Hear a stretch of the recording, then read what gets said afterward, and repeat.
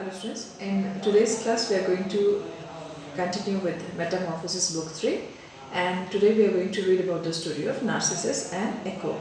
So as in the previous story we had seen that Tiresias was blessed by Jupiter for making prophecy, and it was said that his prophecy is going to be so powerful that it is always going to come true. So here now it was turn of Lyro to test the prophecy of Tiresias and find out how he's going to make a prediction about her and her son. Now here we see that nymph Lyro is raped by river god Cephissus, and she turns out to be pregnant, and then she goes to Tiresias to find out the fate of her child, like how he's going to be or how the child is going to be when he grows up. Tiresias says that Tiresias says that yes, if he never knows himself, that he's going to be a very good human being, very good person, he's going to be very good looking, very handsome, but he should never know about himself. So these words are spoken by Tiresias, but no one knows what exactly is the meaning of these words. So 16 years passes, and then the small child grows up to be really handsome, really good looking, and he's called Narcissus. He's son of river god Cephissus and the nymph Lyro. Now he has matured into a handsome young man, beloved by both sexes, as was predicted by Tiresias. He is loved by everyone who looks at him because he is so handsome, so good looking, that whoever, even whether it's men or women, whoever sees him find him to be so attractive that they fall in love with him. Now, but he has to do nothing with the people or the men and women who fall in love with him, because he is not bothered about their affection towards him. So he has got nothing to do with anyone. So one day he is out chasing a deer in the forest. He meets the nymph Echo. Echo can only repeat what others have said or what other people have said, and can never initiate a conversation of her own. So this is sort of a curse on her that is given by Juno.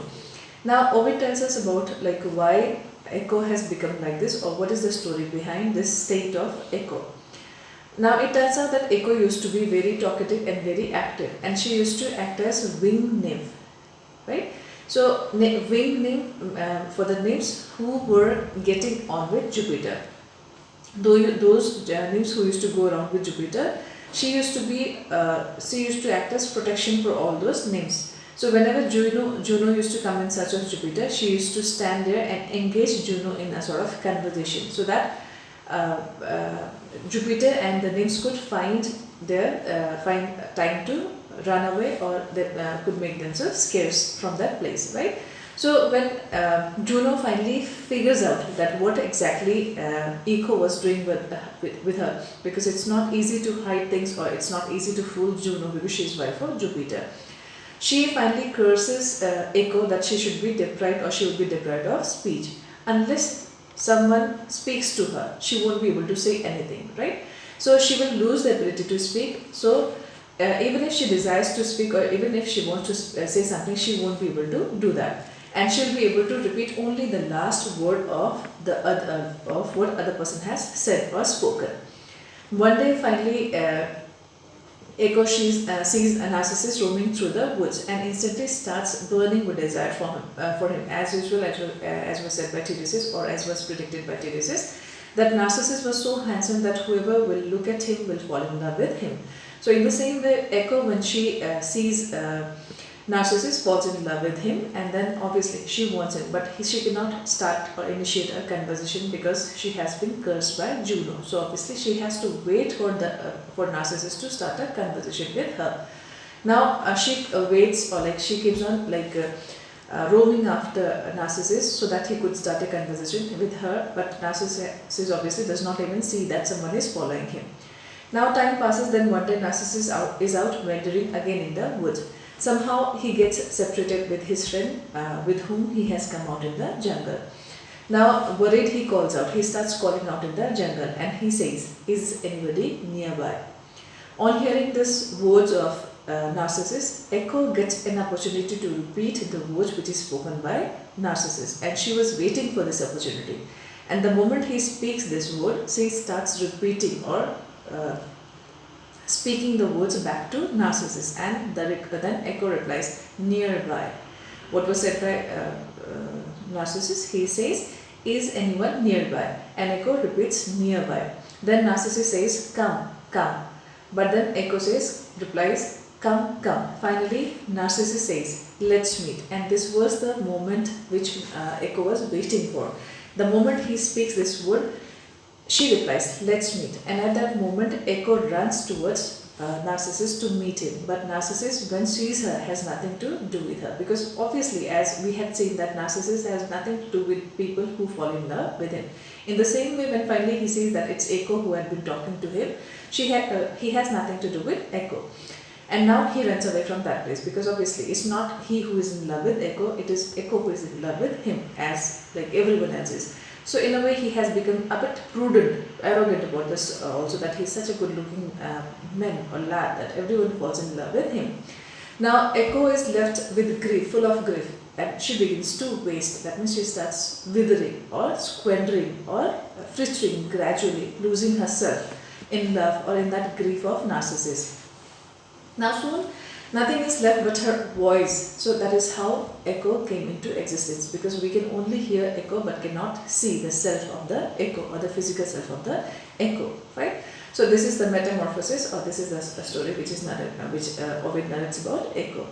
Now Narcissus meanwhile keeps going about in the forest. Like he obviously has his habit of going to the forest and then obviously chasing deer, sometimes with the friends to have fun, or for a walk, for anything. So while he is moving freely, everyone whoever looks onto him or looks at his face falls in love with him. But he has nothing to do with anyone who is falling in love with him, because he is rejecting everyone. He obviously feels that it is not he who is falling in love, the people are loving him falling in love with him, so it's their business. So he doesn't have to fall back in love with everyone who sees him, right? Now finally, one of those rejected by Narcissus, a young man, prays that Narcissus himself will feel the pain he inflicted on others. So he says that, the young man says that unless he feels the same pain which has been inflicted by Narcissus in the heart of the people who look at him, he won't feel or he won't realize what exactly it is to burn in that desire. So finally, this is a curse which has been given or which has been spoken about by that young man who is burning in desire for this Narcissus, right? Now, one day while wandering, as usual, we see that Narcissus goes on wandering in the forest. He finally is thirsty and he comes across a pool which is still. The water is not moving in that pool.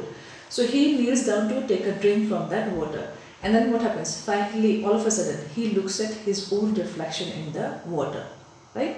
So, and he falls in love with it. That means he falls in love with his own reflection that he sees in the pool of water. He becomes fixated on that image. He is unable to move his eyes from his own face, and he is not aware who exactly is there, or he is in love with himself, his own face.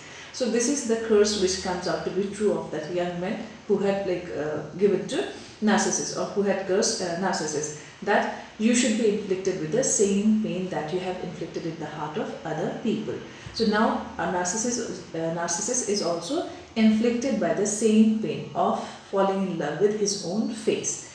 Now here he spends long hours gazing at himself or his own face, because he is unaware that what he has to do or what should be his reaction, not even bothering to eat or drink. So he just continues to look at his own self in the water. He's not even bothered to drink or eat, because now he is in love with the face that he had seen in the water. Eventually he figures out that it's his own image. So obviously he cannot duplicate himself, right? It's his image which is in a part of his own self. So obviously he cannot duplicate himself to find or fulfill that desire, that burning desire that is in his heart now, or is inflicted in his heart now. Now he's too much in love. Instead he just keeps lying there mopping. He can't go out of that place or go away from that place, because at least being near the water will help him look at himself and appreciate that look which he is able to see every time in that surface of the pool or surface of the water. Now Echo nearby echoes each of the groans of Narcissus. because she is feeling the pain equally, which is felt by Narcissus. Narcissus like groans, and then there is the echo. There is the echo of his own voice, or the echo groans back in pain for Narcissus. Now, soon enough, like we see that Narcissus is not able to move from that place, and he like starts withering, or he starts dying slowly, falling in love with his own self. His spirit goes down to Hades, where it keeps staring at its own reflection in a pool of water. His body turns into the flower called Narcissus, which is considered to be one of the most beautiful flower. Right? So this is the story of Narcissus and Echo. That's all for today's lecture. Thank you all.